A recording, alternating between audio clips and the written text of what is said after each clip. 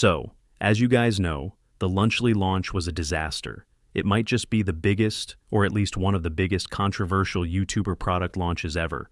And the thing is, it's not even that bad of a product. But the hate it's getting, it's for a completely different reason. Think about it. If any other YouTuber had launched it, the community wouldn't be this angry. I covered this in my last video, where I went into detail about why people hate it so much. But in short, it's mainly for two reasons. First, because of the people behind it, KSI, Logan Paul, and Mr. Beast. Logan Paul and Mr. Beast are two of the most hated people on the internet right now, and for good reason. Second, the way they marketed it, making it seem like it's a healthier option compared to Lunchables. Honestly, it's just a very scummy marketing tactic by Logan Paul. What inspired you to build a second Krusty Krab right next door to the original? Money! We really need Albert to handle Logan Paul. Hey Logan Paul, I'm in Japan and I'm real sad. Know a good place where I can kill? Hey Logan Paul, do you think someone will shoot you next? Just got back, Forrest. Anyways, up until this point, people were only going off of the marketing materials and hadn't actually looked into what makes Lunchly a bad product to consume. So, in this video, I'm going to explain exactly why Lunchly is bad, why no parent should buy it for their children. I'll also be discussing Dr. Mike's response to it. But before I start, I want to clarify. I'm not saying that Lunchables or any ultra-processed food is good for you. They're all garbage. You shouldn't consume them. But let's break down why Lunchly isn't as healthy as these three money-hungry goblins claim it is. Lunchly being marketed as having more electrolytes and supposedly being better for you, that's complete bullshit. It's just a shitty marketing tactic to fool kids into thinking electrolytes are some kind of magical ingredient that gives you superpowers, and that's not true. The number of times I've heard more electrolytes from these three businessmen, I'm getting sick of it. If I hear them say, more electrolytes, one more time, I'm joining Albert in his mission. And when Dr. Brian Sutterer tweeted, sodium getting rebranded as electrolytes will be taught in marketing textbooks one day, KSI's boyfriend jumped in and called him an idiot for not knowing the difference between sodium and potassium. It's crazy how Logan, the internet clown, calls a certified doctor an idiot.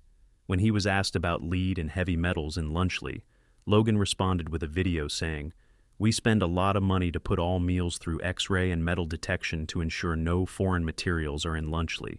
My guy seriously thinks lead in food can be detected by running it through an X-ray or a metal detector?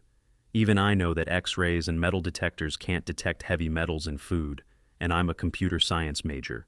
Even Dr. Mike called him out for this nonsense." I just saw someone ask about heavy metal contamination, and Logan responded with a video of an X-ray machine checking for foreign materials. That checks for stray objects accidentally getting into the meals, not heavy metal contaminations like we discussed earlier with Lunchables and lead. Lunchly comes with a bottle of Prime, which is marketed as a sports drink, but it doesn't have any of the benefits that other sports drinks do.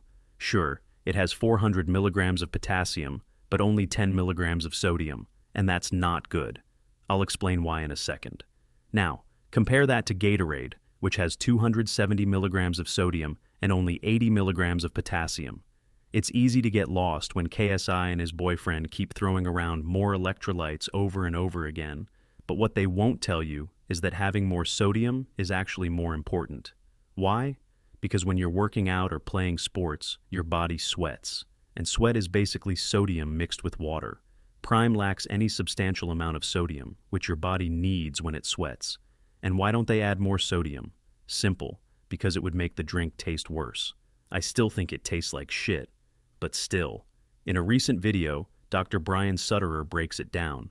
I have no problem whatsoever if Prime and these other drinks, but Prime especially with their marketing we'll talk about, was being marketed as just a low-calorie, tasty coconut water. That's what it is. That's essentially what this is. And if it was marketed as such, I don't think there would be a lot of pushback and criticism.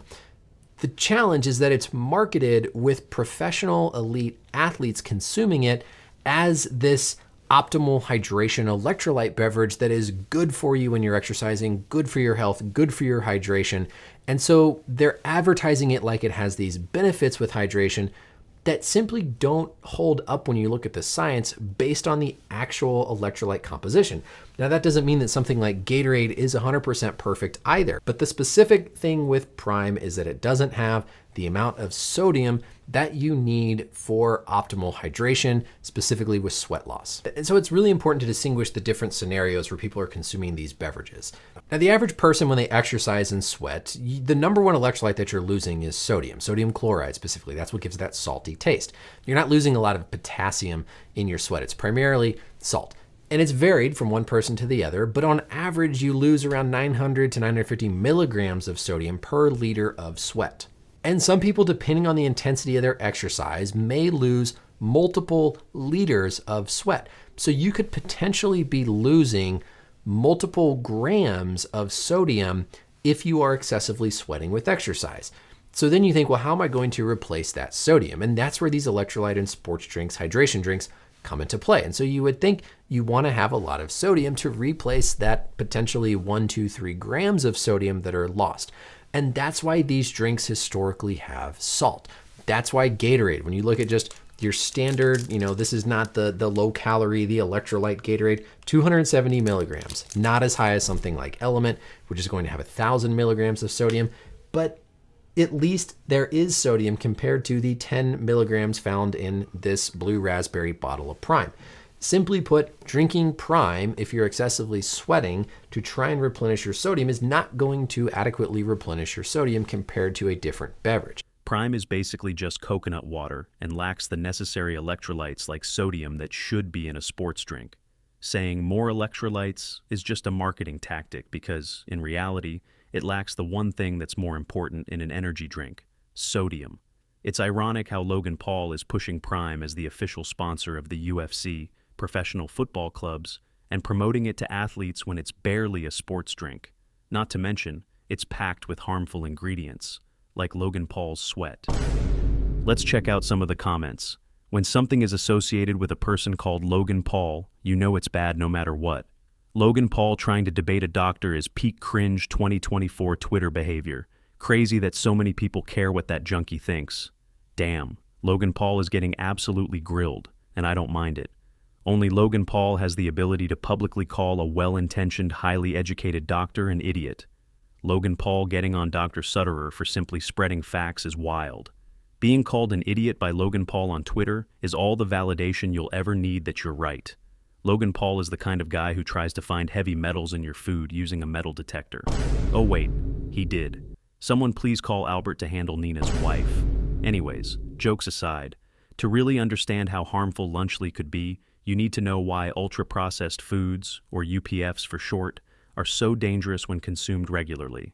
Studies show they can lead to a 50% higher risk of developing obesity, and some specific UPFs are even linked to increases in cancer. These foods are often way too high in sodium, saturated fat, and added sugars, and they don't use healthy, whole food ingredients. Since they fall into the UPF category, they're just not something you should be consuming regularly. Even Dr. Mike explains in his video that many of his patients are over-consuming UPFs, and it's causing them serious health issues. And because they fall into the category of ultra-processed foods, they aren't healthy to consume often, period. I see it even in my clinic. So many of my pediatric patients are over-consuming UPFs, and it's becoming a growing problem across the country. Consumer Reports even dedicated a special feature highlighting the problems with Lunchables and why they shouldn't be consumed regularly due to health risks. My own take on Lunchables: I don't recommend parents pack them for their kids on a daily basis. A low-quality food with poor nutritional value. Dr. Mike then goes on to explain what makes a meal kit healthy for kids. He compares Lunchly's nutrition to the recently updated USDA standards for school lunches and points out that Lunchly doesn't even meet the minimum calorie requirement for a meal kit. In fact, Lunchly has 2.7 times fewer calories than the minimum recommendation. But the most important part? The whole grain guidelines. The USDA requires that 80% of lunch meals must be made with whole grains, and Lunchly Turkey doesn't list any whole grain ingredients. Well, let's look at the recently passed nutrition standards set forth by the USDA for school lunches and see how Lunchly compares. Going line by line here. Less than 10% of calories should come from saturated fat. Lunchly turkey, 23% of calories come from saturated fat. Less than 10% of calories should come from added sugars. Lunchly turkey, 10.4 comes from added sugars. But this is where things get really interesting, and for some reason no one has pointed this out. You see, USDA caloric guidelines say that a lunch meal for kids K through 8 should contain around 625 calories. Kids need energy to function, and calories give them that energy. Lunchly turkey contains only 230 calories, which would mean a kid would need to eat about 2.7 portions to consume enough calories. And if they did that, they'd get nearly 1,300 milligrams of sodium, which is also significantly over the USDA standards. So they'd be either under-eating calories or overeating sodium. Finally, the grain guidelines state that 80% of lunch meals must be whole grain, and Lunchly turkey does not list any whole grain ingredients. It's clear Lunchly, just like Lunchables, misses the mark too many times to be considered meaningfully healthier, at least in my opinion. Are we surprised, though? I mean, Lunchly was made by the three goblins from Clash of Clans. After crying about how it's a better-for-you option and a healthier option, they couldn't even meet the minimum USDA standards. Not even close. So, what do you guys think? Let me know in the comments down below. That's it from me on this one. Feel free to check out one of my other videos. Thanks for watching, and I'll catch you in the next one. See ya!